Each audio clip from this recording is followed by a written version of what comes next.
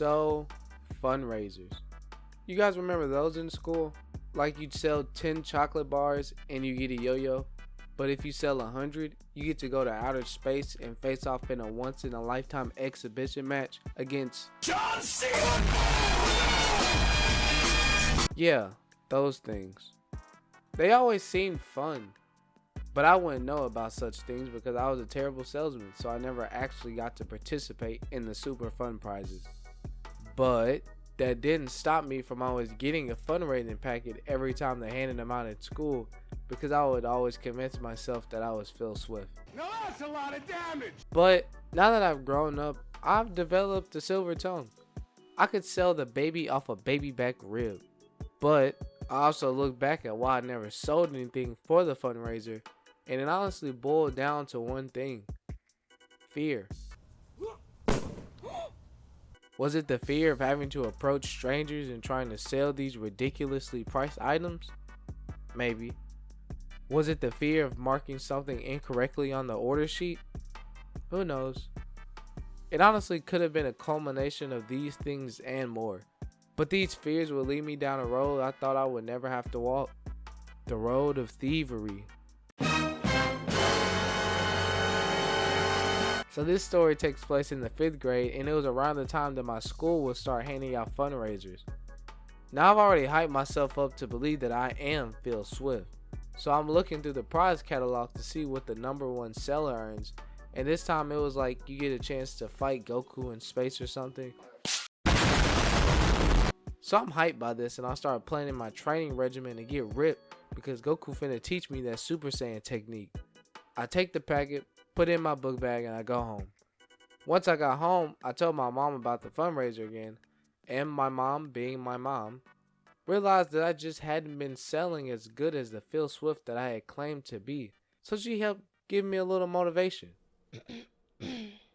Armani, if you don't sell at least one of those things on the fundraiser, you gonna be wishing Goku was hitting you with a belt and not me.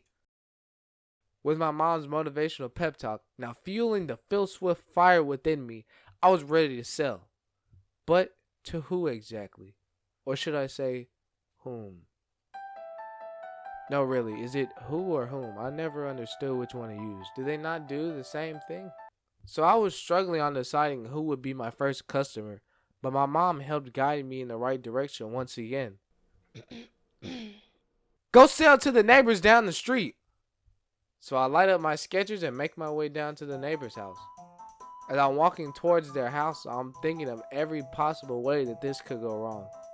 But to make a long part of the story short, it actually went pretty great. The lady could probably tell this was my first time doing something like this, and she was really patient with me. Once I got done fumbling over my words, I handed her the booklet with all the different items she could buy, and she settled on 2 candles. She handed me the money and we part ways.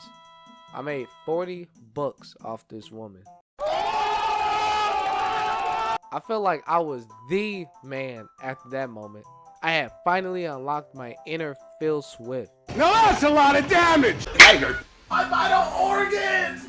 I had Flex Tape calling me to advertise their products because their boy Phil just wasn't up to par with yours truly. I get home and tell my mom we eating pizza tonight. Little Caesars, $5 hot and ready. Hey, so you know the phrase out of sight, out of mind? Well, I'm pretty sure that quote was made for me. Because once I put all the money and paperwork stuff for the fundraiser in my backpack, I got hit with that Men in Black treatment.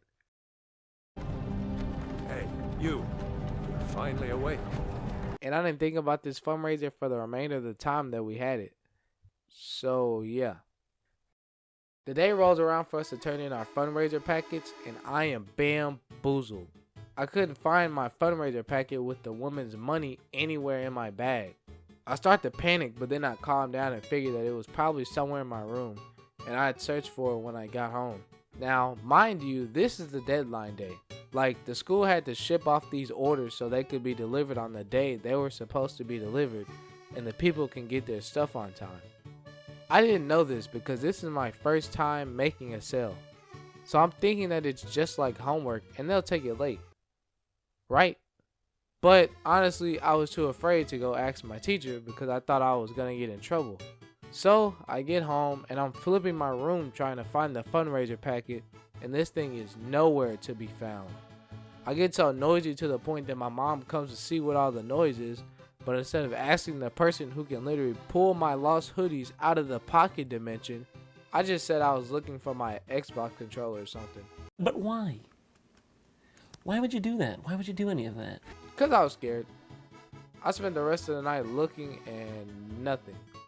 That fundraiser packet was gone. I honestly didn't know what to do. The crazy thing is, I wasn't even afraid of my mom whooping me or something. I was afraid of the woman.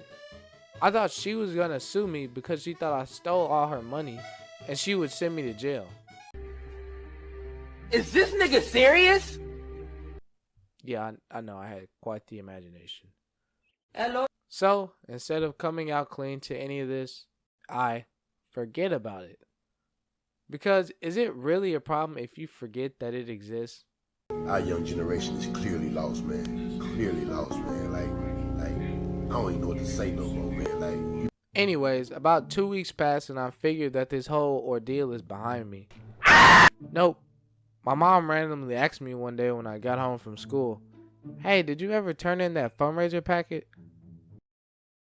Now, the thing I learned about my mom at a young age was that whenever she asked me a question, she already knew the answer to it. So I do what any child would do in this situation. I tell the truth. Y'all thought I was a hardened thug? No, sir. That life ain't worth the whoopings. Now, my mom doesn't whoop me for this. Thank you, Lord. But she didn't let me off the hook either.